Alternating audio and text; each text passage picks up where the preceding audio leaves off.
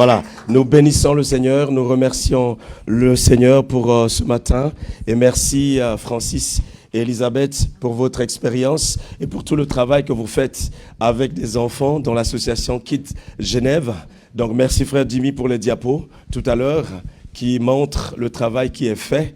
Donc merci pour cette expérience. 55 ans de mariage, waouh, quelle expérience. 55 ans de pardon, 55 ans de compréhension, 55 ans à se supporter. Alléluia. À se porter. Ça c'est magnifique. Amen. Nous bénissons le Seigneur pour vous. Vraiment, vous êtes un exemple. Comme tu l'as dit, vous n'êtes pas une famille exceptionnelle, mais vous êtes un modèle. Vous êtes un modèle. La Bible nous dit qu'on doit honorer les aînés et quand quelqu'un a réussi quelque chose, il faut vraiment le suivre, l'imiter. Amen. Parce que nous, on aimerait vieillir ensemble, en tant que couple, vieillir ensemble. Amen. Donc, nous bénissons les couples qui sont ici ce matin et nous bénissons les enfants. Amen. Alors, il y a plusieurs choses que Francis et Elisabeth ont partagées ce matin, que je vais reprendre certaines. Mais ce matin, je voudrais donc continuer dans la suite de ce que vous avez partagé, mais je vais le faire aussi avec les enfants et avec les adultes. Amen. Ça va être un temps interactif. Si vous réagissez vite, ça serait bien. Ça va permettre qu'on finisse à l'heure. Sinon, je vais vous garder. Amen. Alors, je demande à Ernest de monter au piano, s'il te plaît, et puis au frère Nathan également. Pour m'accompagner un tout petit peu, je vous prie, nous allons nous tenir debout, nous allons continuer à lire la Bible. Dans la maison de Dieu, on doit lire beaucoup la Bible. Amen. Oui, on doit lire beaucoup de...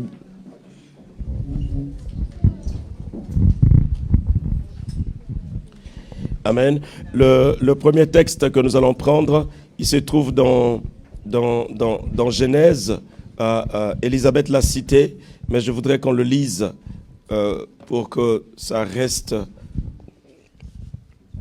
Il y a des gens qui ont une mémoire visuelle et d'autres, c'est auditif. Donc, Genèse chapitre 2, le verset 18, et nous allons lire le verset également 24. Ta gloire est tangible en ces lieux. Genèse 2, le verset 18. Je connais ce texte par cœur, mais c'est mieux qu'on le lise. La Bible dit, l'Éternel Dieu dit, il n'est pas bon que l'homme soit seul. Mais non, regarde le bas du verset. La Bible dit, je lui ferai une aide comment? Semblable. Voilà, Dieu fait une aide semblable à l'homme. Dans l'unité de la famille, il y a l'hiérarchie. L'homme est le chef. Mais comprenez, la pensée de Dieu, c'est je fais une aide semblable à l'homme. À l'homme, oui. Une aide semblable à lui. Semblable. Amen. Voilà. Donc, il n'y a pas d'écrasement ici. Amen. Allons voir le verset 24. La Bible dit, c'est pourquoi l'homme quittera son père et sa mère et s'attachera à sa femme et ils deviendront une seule chair. Amen. Gloire à Dieu. Alors, prenons le verset, prenons encore un autre texte dans Éphésiens chapitre 6. Nous lisons Éphésiens chapitre 6, le verset 1 jusqu'au verset 4. Nous sommes dans notre culte de famille, donc ça touche toutes les entités qui composent la famille. Alors, lisons Éphésiens, chapitre 6, le verset 1 à 4. Je lis, « Enfants, obéissez à vos parents selon le Seigneur, car cela est juste. Honore ton père et ta mère, c'est le premier commandement avec une promesse, afin que tu sois heureux et que tu vives longtemps sur la terre. Et vous, parents, ou vous, pères, écoutez le bas du verset, et vous, pères, ne faites quoi? n'irritez pas vos... J'ai eu beaucoup de fois affaire avec des parents qui se plaignaient de leurs enfants. Il y en a même qui m'ont dit, pasteur, vous savez que nous les parents, on est les dieux pour nos enfants sur la terre. Elle dit, mais parents, vous oubliez aussi que la Bible dit, n'irritez pas vos enfants. Voilà, donc chacun a sa responsabilité. Amen. Amen. Parents, pères, n'irritez pas vos enfants, mais élevez-les en les corrigeant. Elisabeth a dit tout à l'heure, l'amour, ce n'est pas laisser faire n'importe quoi. Dans l'amour, il y a la discipline. Dans l'amour, il y a la correction. Dans l'amour, il y a la protection. Et on est dans une société où on ne veut pas la correction. Et lorsque on corrige quelqu'un, c'est mal perçu. C'est comme si on détestait la personne. Vous savez, Dieu, à un moment donné, il a dû mettre de l'ordre dans l'histoire de l'univers et de la terre. Lorsque Lucifer s'est rébellé contre lui, il a dû le jeter par terre. Mais parce que Dieu est amour, qu'il a dû se séparer de lui. Amen. L'amour ne permet pas le désordre ou du n'importe quoi. Alléluia. Voilà, donc il y a de la discipline, il y a de la correction et il y a de la protection dans l'amour. Mais élevez-les en les corrigeant et en les instruisant selon le Seigneur. Elisabeth a dit quelque chose, il a dit selon le Seigneur. Ça c'est beau. Ça c'est beau, un couple qui a de l'expérience, ce sont nos aînés qui nous disent « Oh, ça m'encourage, cette parole vraiment m'encourage. » Dans le sens où aujourd'hui, on dénature la parole de Dieu. On ne veut pas faire des choses selon le Seigneur. On veut faire les choses selon nous. On veut faire les choses selon la société. Amen. Et là, vous avez insisté selon le Seigneur. Et ça, c'est beau. Ça veut dire qu'il faut retourner dans les Écritures pour voir ce que le Seigneur nous exige et nous demande. Prenons le dernier texte. C'est Jésus qui s'exprime ici dans ce dernier texte de Matthieu chapitre 19. Matthieu chapitre 19, le verset 1 à 9. C'est une moyenne lecture parce que parfois on peut lire tout un chapitre. C'est une moyenne lecture. Nous lisons dans Matthieu 19, le verset 1 à 9. Jésus est en train de corriger quelque chose que des pharisiens ont dit au sujet de la famille, au sujet du mariage. Écoutons Jésus nous parler. Le verset 1. Matthieu 19, 1. Lorsque Jésus eut achevé ce discours, il quitta la Galilée et alla dans le territoire de la Judée, au-delà du Jourdain. Une grande foule le suivit et là, il guérit les malades. Les pharisiens l'abordèrent et dirent pour l'éprouver, est-il permis à un homme de répudier sa femme pour un motif quelconque? Il répondit, n'avez-vous... Vous voyez, c'est ça en fait. N'avez-vous pas lu que le Créateur au commencement? N'avez-vous pas lu, chers parents, chers enfants, allons lire ce que Dieu dit. Il dit, n'avez-vous pas lu que le Créateur au commencement fit l'homme et... Au commencement, Dieu a fait quoi? Qu'est-ce qu'il a fait? Il fit l'homme et qu'il dit, c'est pourquoi l'homme quittera son père et sa mère, s'attachera à sa femme, et les deux deviendront une seule chair.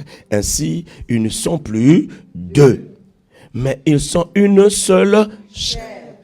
Que l'homme donc ne sépare pas ce que Dieu a joint. Pourquoi donc, lui dire-t-il, Moïse a-t-il prescrit de donner à la femme une lettre de divorce et de la répudier? Il leur répondit, c'est à cause de la dureté de votre cœur que Moïse vous a permis de répudier vos femmes. Ce qui m'a parlé dans cette méditation, c'est la phrase suivante. Écoutez, la Bible dit, au commencement, que quelqu'un dise avec moi, au commencement. Il faudrait que nous retournons au commencement, à la source. Notre source, c'est Dieu. Au commencement, Dieu. Au commencement, Dieu fit la femme et l'homme. Dieu ne fit pas l'homme et l'homme, la femme et la femme, mais il fit l'homme et la femme. Bon, en disant ça, est-ce que j'ai dit quelque chose de mal? Non. Mais paraît que je suis répréhensible par la société parce que j'ai dit au commencement, Dieu n'a pas créé l'homme et l'homme. Où allons-nous, chers amis, si nous n'allons pas au commencement retrouver nos origines, nos valeurs et les valeurs de la parole de Dieu, c'est là, hein? Dieu. Au commencement, il n'en était pas ainsi. C'est-à-dire que Dieu ne tolérait pas, même le divorce, ne l'acquiesçait pas, ne l'acceptait pas. Au commencement, c'est pas ça. Au commencement, Jésus dit, au commencement, Moïse vous a prescrit le divorce à cause de la dureté de votre cœur, mais au commencement, c'est pas ça. Il n'en était pas ainsi. Mais je vous dis que celui qui répudie sa femme, sauf pour infidélité, et qui en épouse une autre comme un adultère, Amen. Voilà, que Dieu vous bénisse. Je vous prie de reprendre place, s'il vous plaît. Merci. Ça va, les enfants? Vous vous ennuyez?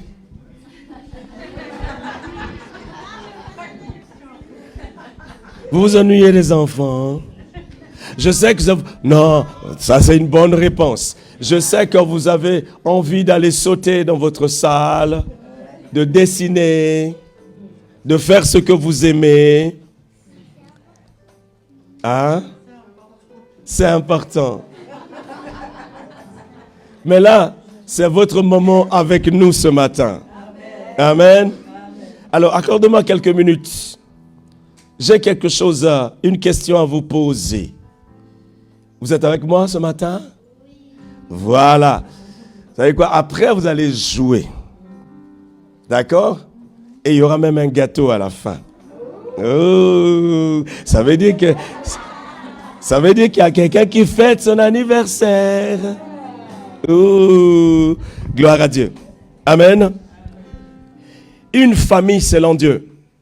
C'est ce dont nous sommes en train de traiter et de parler. Une famille selon Dieu. Pas une famille selon le monde. Pas une famille selon la philosophie. Pas une famille selon la société. Amen. Une famille devant Dieu. Nous devons comprendre que la famille, d'abord, cette entité de base, cette cellule de base est une institution divine. C'est Dieu qui l'a créée. C'est Dieu qui a créé une famille. Amen. Voilà. Les enfants, maintenant, je voudrais que vous me répondriez. Dites-moi, quand Dieu a créé l'homme, quel est le nom de cet homme? Oui? Adam. Bravo, est-ce qu'on peut acclamer?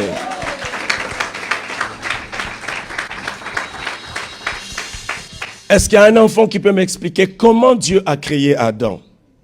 Oui? Oui, Kenny. Waouh!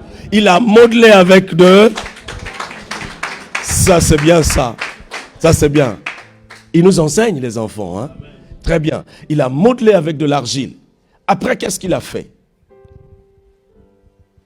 Est-ce que l'homme marchait quand il a modelé? L'étape suivante, c'était laquelle? Qu'est-ce qu'il a fait?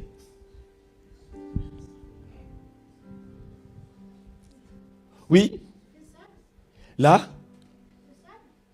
Le sable, oui, ça fait partie du modelage. Il a pris le sable, il a pris la poussière, il a pris la terre, l'argile, il l'a modelé. Après, il a fait une étape, il a fait quelque chose d'important. Qu'est-ce qu'il a fait? Pour que l'homme puisse marcher. Vous voyez, pour que l'homme... Vous voyez, quand vous prenez un dessin, vous dessinez, n'est-ce pas? Vous dessinez, est-ce que le dessin bouge? Pour que le dessin puisse bouger, qu'est-ce que vous faites? Oui? Oui? Les pieds. Qu'est-ce que Dieu a fait ensuite? Oui, Elisa? Il lui a donné un souffle. Amen. Voilà. Dieu fit d'abord l'homme. Amen. Il a modelé avec la poussière de la terre. Et par la suite, il a soufflé dans ses narines un souffle divin. Et l'homme devint une âme vivante. Alléluia. L'homme est devenu une âme vivante. Donc, il a toutes ses facultés. Après, qu'est-ce que Dieu a fait? Quelle est la deuxième personne que Dieu a faites. Oui. Qui n'a pas encore? Oui. Il a fait Ève. Acclamons le Seigneur. Alors, Ève. Ève. Tu as dit Ève. Ève était telle. Moi, j'ai mis déjà l'article, mais Ève était neutre ou était. Ève était qui? La femme d'Adam. Est-ce qu'on peut acclamer le Seigneur? Donc on peut dire que Dieu a créé un père et Dieu a créé une. Donc c'est ça ce qu'on appelle la. Voilà la base de la famille. Dieu a créé un père, le père en premier, la mère ensuite. Les deux, ça compose quoi? Une. Selon. Amen. Et dans cette famille, qui est né par la suite? Oui. C'est toi. Amen. C'est toi qui es né dans une famille. Tu es né d'un père et d'une mère. Et selon Dieu. Amen. Alléluia. Les enfants, dans la famille de Dieu, Dieu veut qu'il y ait un soutien mutuel, qu'il y ait un amour et du respect. Et cet amour doit être inconditionnel entre les membres de la famille pour refléter le caractère divin de celui qui a créé la famille. Amen. Chers enfants, vous pensez que vous avez une responsabilité au sein de votre famille? Laquelle, dites-moi? Oui, Kenny? Oui. Oh, est-ce qu'on peut acclamer le Seigneur?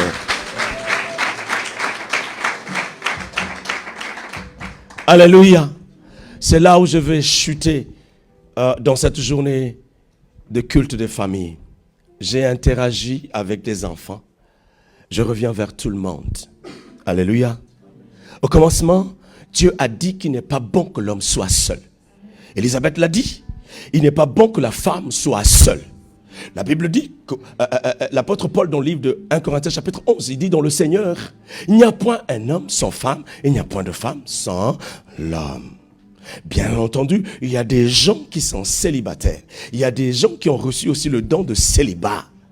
Il y a des gens pour l'instant sont célibataires.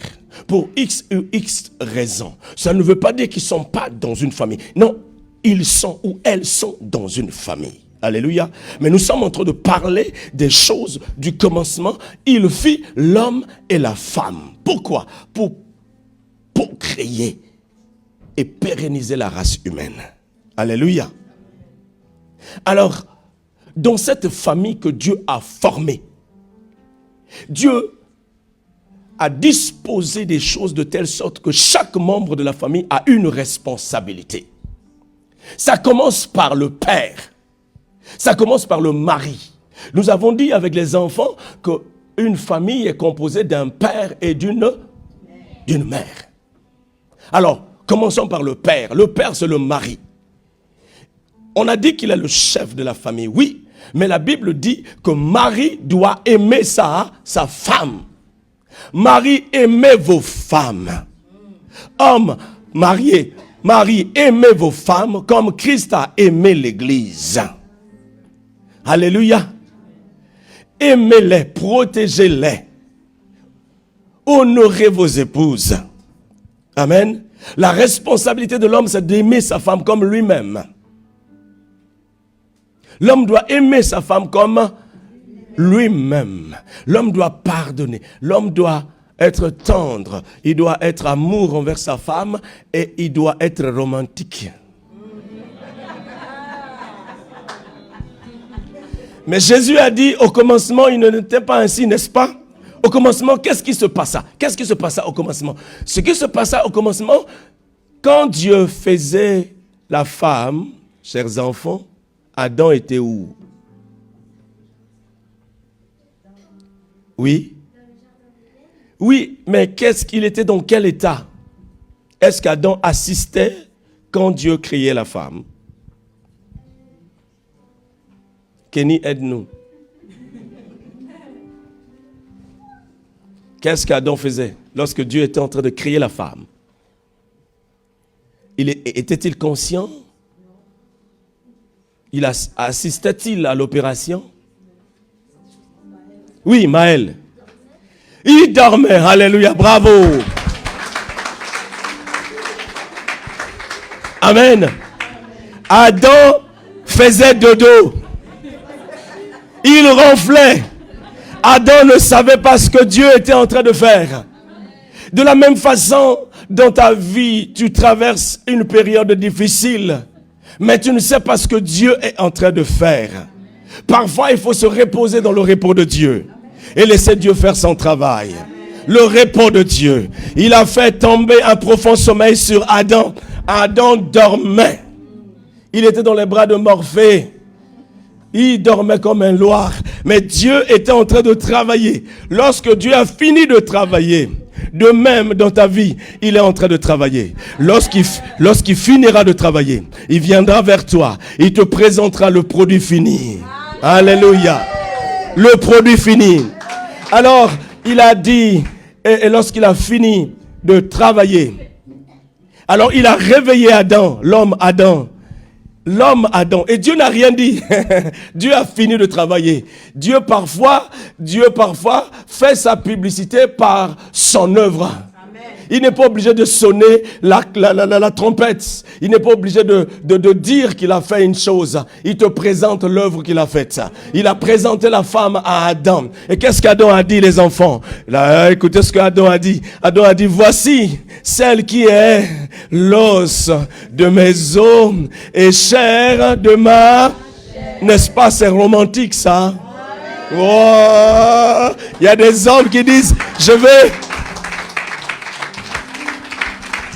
Il y a des hommes qui disent, chérie, je vais arracher la lune pour toi et je vais te la donner.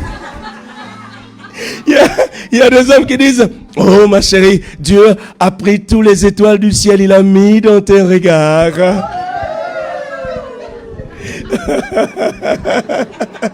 Mais toi, tu peux construire ton vocabulaire à toi, tu peux construire ta poésie à toi pour ta dulcinée, pour ta femme, pour la rendre heureuse, parce qu'elle a besoin d'entendre. Alléluia. Amen.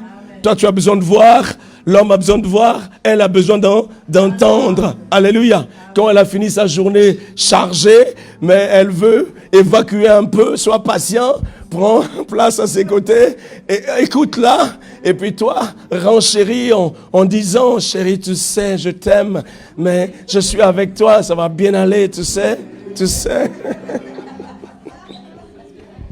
Alléluia.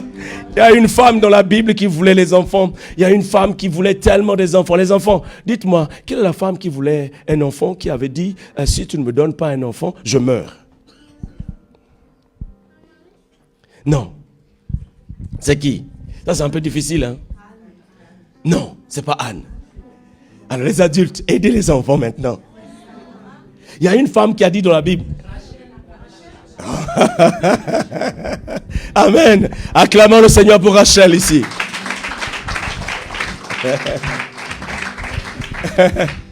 Rachel a dit à son mari, il a dit à Jacob, donne-moi des enfants. Si tu ne me donnes pas des enfants, je vais mourir. Jacob s'est retourné vers lui. Et suis-je à la place de Dieu? Suis-je à la place de Dieu? Alléluia. Suis-je à la place de Dieu qui t'empêche d'être féconde? Ça, c'est un peu dur quand même.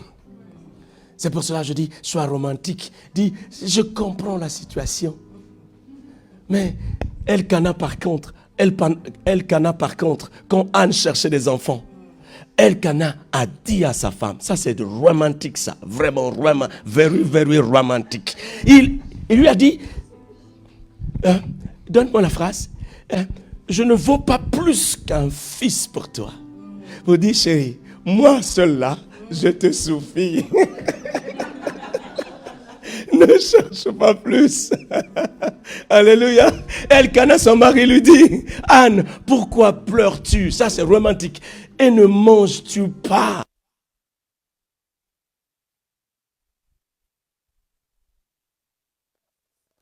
De son bien-être, si elle est à l'aise ou pas, si elle est dans le bonheur ou pas. Marie, cherche à connaître ce que ta femme vit au plus profond d'elle-même, dans ses pensées. Les femmes pensent, les femmes ont des projets, les femmes ont un fonctionnement que nous, il n'y a que Dieu qui les comprend mieux que nous. Donc, nous, on doit faire une étude de faisabilité. Et il y a des choses que les femmes conçoivent. Elles conçoivent, nous parfois tu te dis, mais ça sort d'où? Il y a des détails que les femmes connaissent, mais tu te dis, mais ça sort d'où? Donc il faut qu'on comprenne, qu'on dise, oui, c'est vrai. Il y a un homme qui a dit, les femmes sont venues de... les hommes sont venus de Mars, les femmes de Vénus. Ça, c'est selon le psychanalyste. Mais nous, on sait que l'homme vient de Dieu et la femme aussi. Amen. Que Dieu a créé en premier l'homme, et de l'homme il a pris sa côte. Avec cette côte il a créé la femme. Alléluia. Amen. Alors c'est à nous hommes vraiment de faire vraiment attention, d'écouter, de comprendre, de chercher à comprendre. Elle fonctionne différemment de toi. Alléluia. Amen. Ouais, on a des fonctionnements différents, n'est-ce pas? Amen. C'est faux? Je dis ce qui est faux, femme, dites-moi. Corrigez-moi. Amen. Alors c'est à nous de nous hisser à votre hauteur pour comprendre un peu ce que vous êtes en train de vivre. Alléluia. Elkana a dit, est-ce que je ne vaux pas pour toi plus qu'un fils? Est-ce que je ne vaux pas pour toi plus qu'un fils? Hein? 10? Waouh, 10. Waouh, il a pris toute la famille, quoi, tous les enfants. Tous les enfants sont passés. Mais regarde, la beauté dans ce texte, c'est qu'il dit, pourquoi ne manges-tu pas? Hein? Mangez-vous ensemble. Mangez-vous ensemble. Est-ce que tu peux t'asseoir et regarder ta femme manger? Ou la plupart du temps, c'est des femmes qui regardent le mari manger.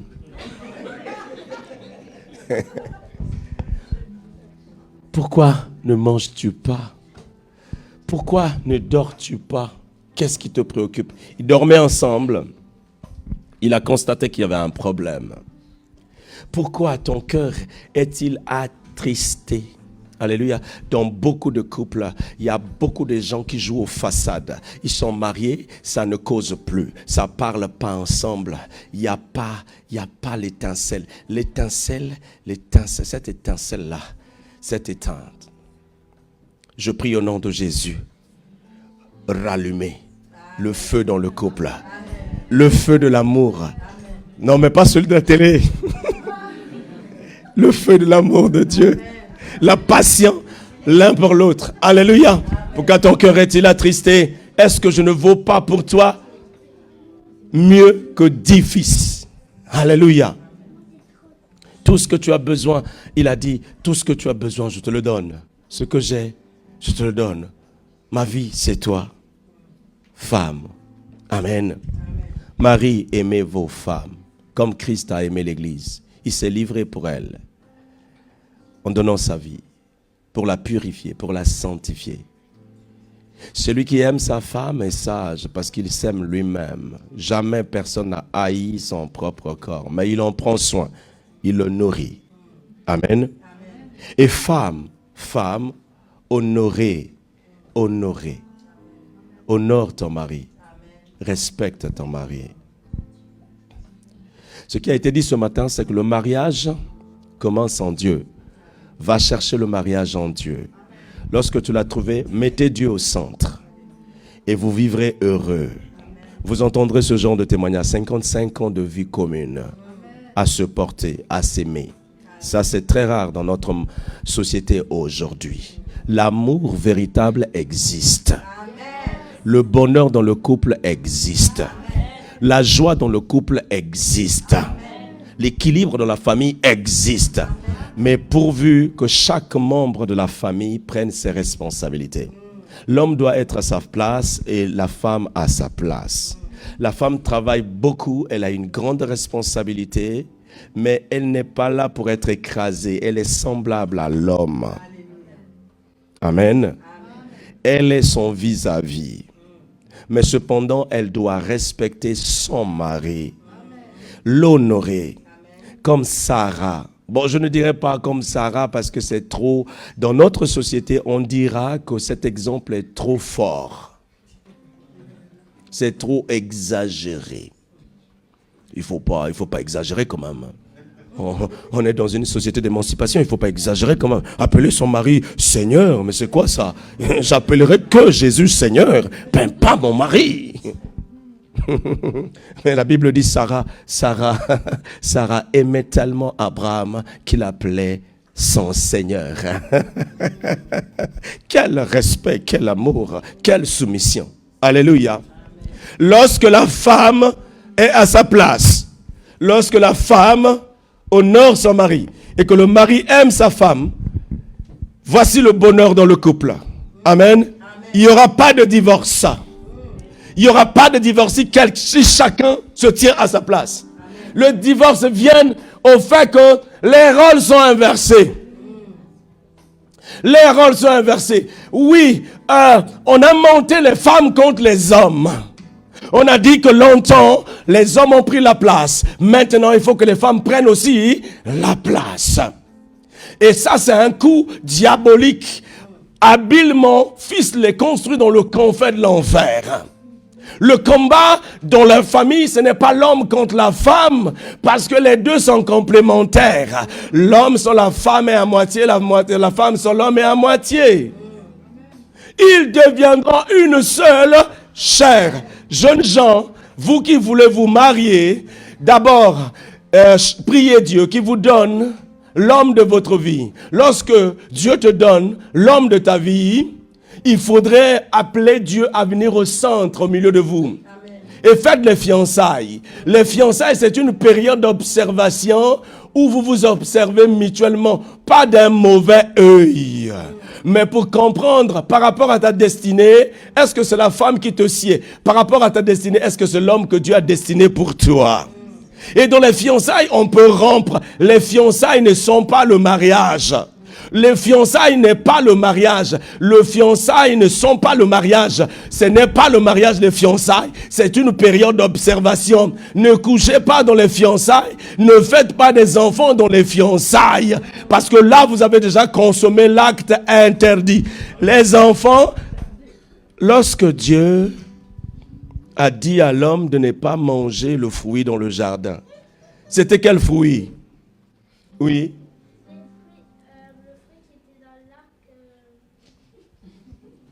Oui. Non, pas empoisonné. Le fruit du savoir. Elisa, le fruit d'Éden. Oui. L'arbre de la connaissance du bien et du mal. Très bien, bravo. Parce que je m'attendais à ce qu'un enfant dise la pomme. Non, les enfants, on doit corriger ça. Il n'y a pas de pomme dans la Bible où on dit l'homme et la femme ont mangé la pomme. Ce n'est pas la pomme qu'ils ont mangé. Ils ont mangé l'arbre. Le fruit de l'arbre de la connaissance du bien et du mal. Amen. Quand Dieu dit tu ne mangeras pas, tu ne mangeras pas. Tu ne mangeras pas. Il y a des gens qui sont déjà fiancés, mariés dans le fiançailles. Ils sont pas sûrs de leur choix, mais ils sont déjà mariés dans le fiançailles. Parce que quand vous commettez l'acte sexuel, vous êtes déjà mariés. Parce que la Bible dit, si un homme couche avec une femme, ils deviennent une seule. Il a dit d'abord, il faut quitter son père et sa mère. Il faut que tu aies une certaine autonomie, une maturité. Le mariage n'est pas fait pour les enfants. Le mariage est fait pour les adultes. Il faut comprendre le mécanisme et le mystère du mariage avant de t'y engager. Et avant de t'engager, prie d'abord Dieu, que Dieu te montre la bonne personne. Et quand tu as trouvé la bonne personne, invite Dieu dans ton couple. Quand tu as invité Dieu dans ton couple, passe la période de fiançailles. Lorsque tu as passé la période de fiançailles et que vous avez réussi vos fiançailles, rentrez dans le mariage. Lorsque vous rentrez dans le mariage avec le Seigneur sera avec vous. Parce que dans tout mariage, il y a toujours des problème. N'est-ce pas, Francis et Elisabeth? Si le Seigneur n'est pas au milieu de vous, vous allez divorcer, comme la plupart des gens qui divorcent. Pourquoi divorcent-ils? Parce que le Seigneur n'est pas au milieu d'eux. Et puis, ce qui est dommage, je ne juge pas, mais des vrais chrétiens devraient se pardonner. Amen. Dans le couple, Jésus est mort à la croix pour nous, il nous a pardonné. Amen. Mais dans le couple, l'homme et la femme parfois ne se pardonnent pas. Au début, c'était love, my love, my darling, my darling, mon doudou, mon doudou. Il y en a qui appellent leur femme mon bébé. Elle n'est plus bébé, hein.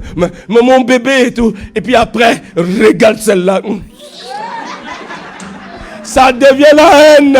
Ça devient chat et souris. Ça devient chat et... Ça se déchire et au milieu il y a des enfants.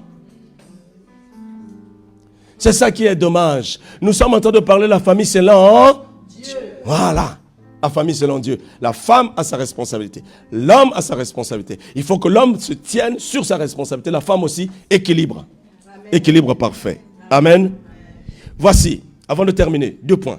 Le premier point, c'est que Jésus, un jour, il devait passer par le pays de Shinéar. Et il arrive au point de Jacob. Il rencontre une femme. Et il converse avec la femme. C'est ce qu'on appelle la femme samaritaine. Voici ce que Jésus a dit. Femme, va. Appelle ton mari. Alléluia. Il est Seigneur. Il sait que cette femme vit un problème. Mais le Seigneur lui dit, va, appelle ton mari. Femme, où est ton mari? Femme, pourquoi tu prends la décision seule? Homme, où est ta femme? Pourquoi tu prends la décision seule? On nous a enseigné.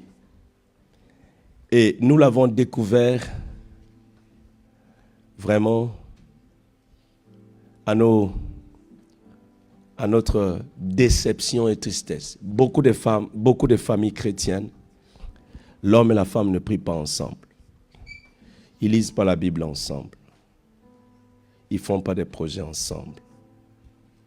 Comment voulez-vous avoir la force et de donner un modèle à vos enfants?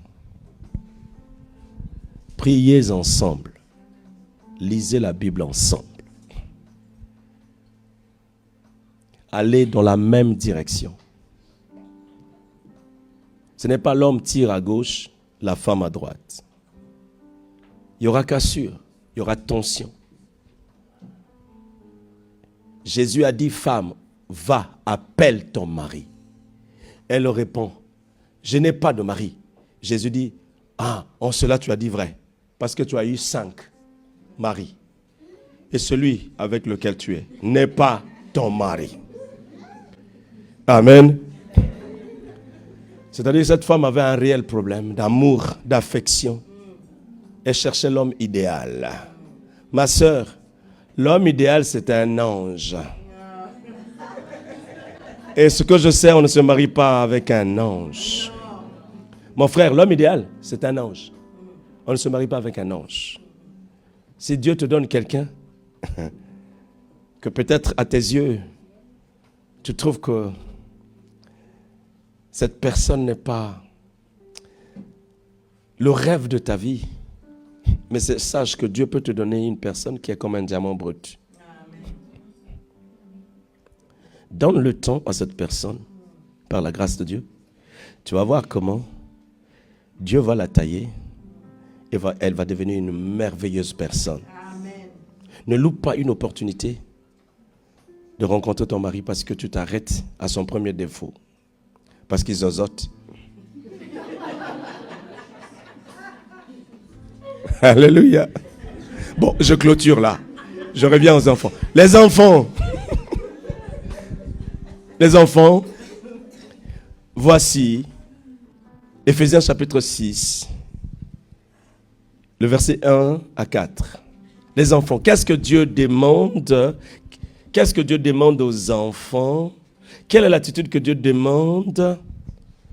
Quelle attitude vous devez avoir face à vos parents? Maintenant, on termine avec les enfants. Quelle attitude devrez-vous avoir face à vos parents? Oui, Maël? La gentillesse. Bravo. Oui? L'amour. Excellent. Kenny? Le respect. Yes. Jaden? La politesse. Acclamons, encouragez-les. Encouragez-les. Oui, Maël? Partager le partage. Très bien. Excellent. Encore? Oui? La joie. Oui, il y aura. Acclame le Seigneur. Encore? Qui encore? Amen. Enfants, vous avez compris. Vous devez obéir à vos parents. Comme l'a dit le Seigneur. En les respectant, les honorant, les aimer, partager, se réjouir avec. Oui, il y a encore une main là-bas. Là? La croix? Oh! Croire. La foi alors, la foi. Très bien. Amen.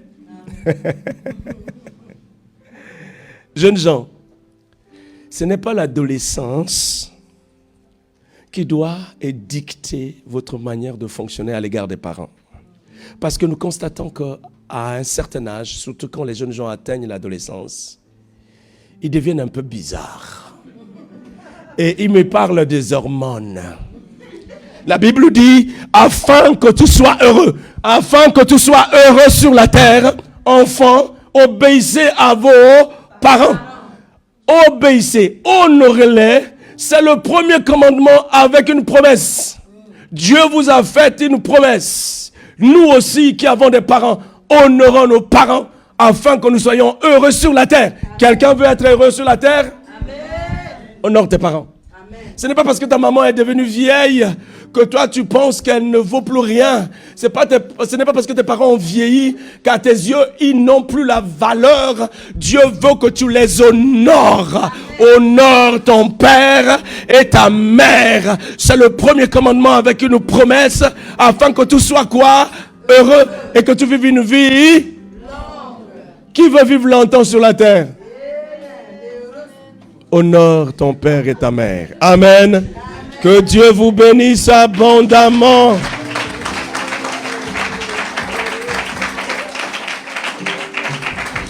Groupe de louanges. Oh, ta gloire. On va bénir les parents. On va bénir les parents. Venez les enfants. Venez tous devant. On va prier pour vous. Ah. De grandes choses vont. Je demande aux mariés de se tenir debout, de se tenir la main. De se tenir la main. C'est un moment romantique. Un moment familial. Alléluia. Des frères et sœurs, des amis. Tenons-nous debout. Tenons-nous la main de la main. Nous allons demander la bénédiction du Seigneur. Come on. Yes. Alléluia. De grandes choses vont arriver. Le surnaturel. Le surnaturel est activé. De gloire, de gloire. Come on. Ta gloire est tangible en ce lieu. Est tangible en ce lieu. De grandes choses vont arriver. Le surnaturel est activé.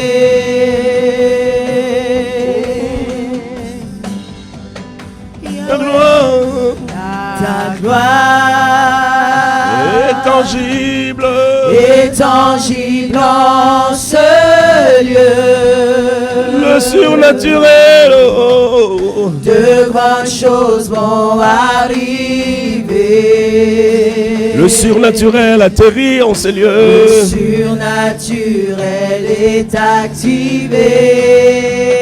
Yahweh, Yahweh, Yahweh. Yahweh. Rapha. Elohim. Elohim. Shaddai. Shaddai. Jireh. Adonai. Il se manifestera. Yahweh, Yahweh. Yahweh. Shalom. Rapha. Elohim. Come on. Yes. Shaddai.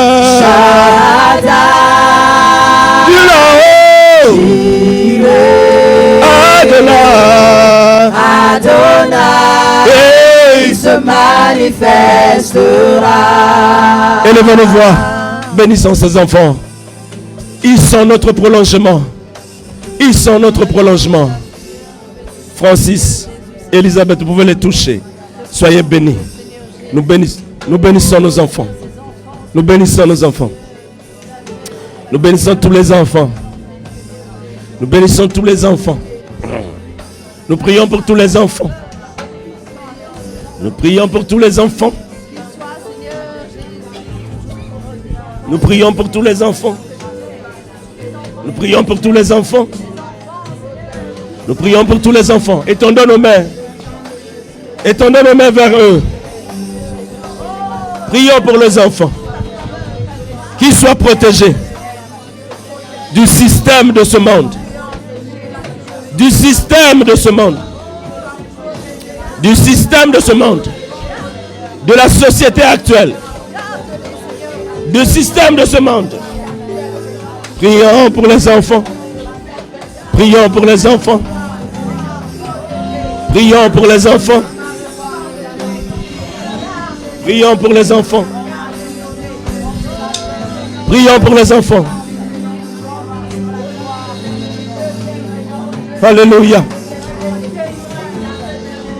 Prions pour les jeunes gens. Prions pour nos ados. Prions pour nos ados. Prions pour les adolescents. Prions pour les adolescents.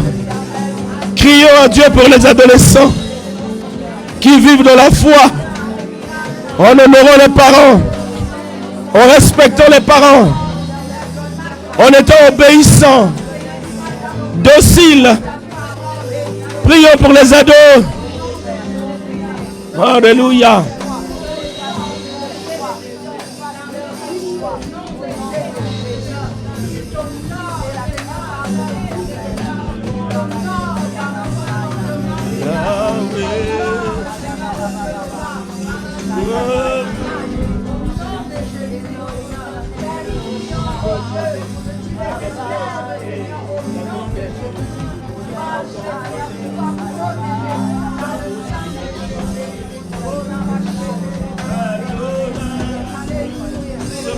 Manifeste. Nous chassons tout esprit de divorce. Chassons tout esprit de divorce. Prions pour les couples mariés. Prions pour les couples mariés. Prions pour les couples mariés. Prions pour les couples mariés. Ceux qui aspirent au mariage. Ceux qui aspirent au mariage. Ceux qui aspirent au mariage. Nous chassons l'esprit de célibat et de divorce. L'esprit de célibat et de divorce. Nous chassons l'esprit de célibat et de divorce. Au nom de Jésus. Nous prions que les couples s'aiment, qu'ils s'aiment.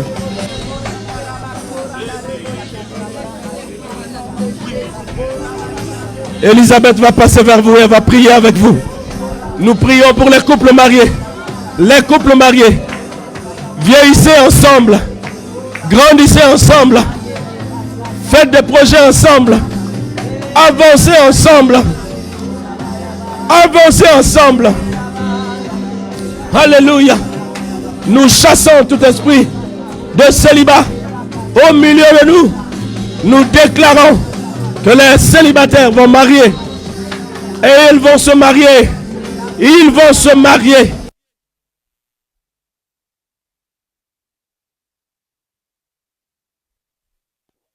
Bien se marier. Ils vont bien se marier. Ils vont bien se marier. Ils vont bien se marier. Au nom de Jésus, nous bénissons toutes les familles qui sont ici. Toutes les familles représentées. Toutes les familles ce matin. Toutes les familles qui nous suivent. Toutes les familles qui nous suivent. En ce moment, recevez la bénédiction. Recevez la grâce. Recevez la faveur. Recevez la longévité. Longévité dans votre couple. Longévité dans votre amour. Longévité. Longévité. Au nom de Jésus. Yahweh. Yahweh. Rapha. Elohim. Elohim. Shaddai. Shaddai. Jireh. Adonai. Il se manifestera. Yahweh, Yahweh, Yahweh.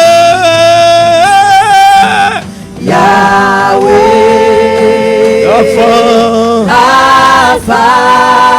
Elohim. Elohim.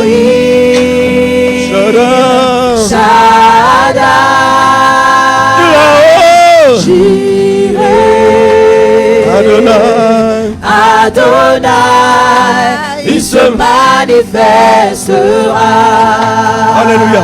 Si tu le crois. Marabo Zakaria. Si tu l'appelles, il se manifestera. Yeah. Si tu l'appelles, Il se manifestera. si tu le cherches, il se manifestera. Oh, oh, oh. Si tu l'adores, il se manifestera. Si tu l'appelles, Il se manifestera. Si tu le cherches, Il se manifestera.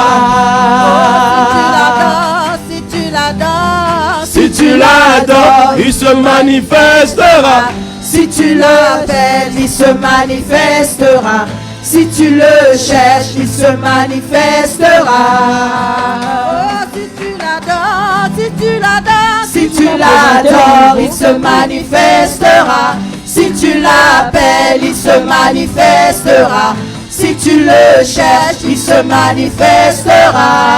Oui, si tu l'adores de tout ton cœur, si tu l'adores, il se manifestera.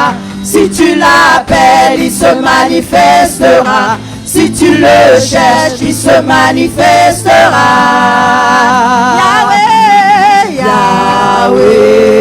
Yahweh, Rapha, Elohim, Shaddai, Jireh, Adonai, il se manifestera. Est-ce que tu peux encore acclamer Jésus? Il est au milieu de nous, il agit. Alléluia. Gloire à Jésus. Merci.